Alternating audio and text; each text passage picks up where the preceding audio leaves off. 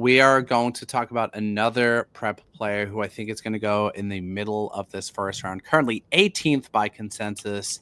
And this is one of my favorite prep profiles in the entire draft class, and that is Gavin Fien, prep infielder out of Great Oaks High School in California, 18 years old, 6'3", 200 pounds, right-handed hitting and throwing. We have him listed on our board as a third baseman / outfielder. He has played shortstop throughout high school. If you rewind to the summer of 2024, this is the best prep, but this is the best performing prep hitter in the country. He hit absolutely everything and everybody, absolutely crushed on the summer showcase circuit last summer. A little bit of an unorthodox look. It's a high kind of handset toe tap. Like there's a lot going on with his swing. But it is a chance to be a legit hit power combo, and there are not a ton of those in this draft class.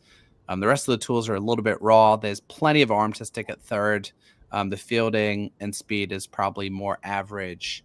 The steam here, Jeremy, has been that Gavin Fien will not make it past pick 15 to the Boston Red Sox, a team who has a pretty steeped history of selecting California shortstop types.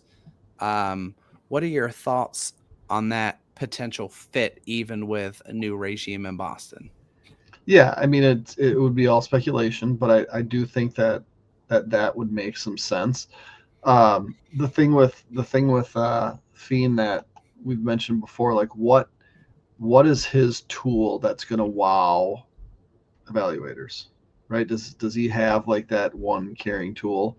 At this point, I'd have to think he doesn't.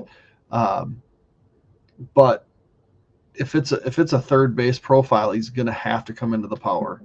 And so it's different than what we've talked about, right? I mean, we've talked about guys that might get a shot at shortstop, might stick at shortstop, but with him, you're talking about a guy that's probably the first one we've talked about, with maybe Parker being the other exception, is going to have to make his living with his bat. So I do think, there are some parallels you can draw with what the Red Sox have done, and they've done a heck of a job developing guys. Yep, this is but true. It's a harder for me. It's a harder line to make just because there's a little bit more uncertainty with him.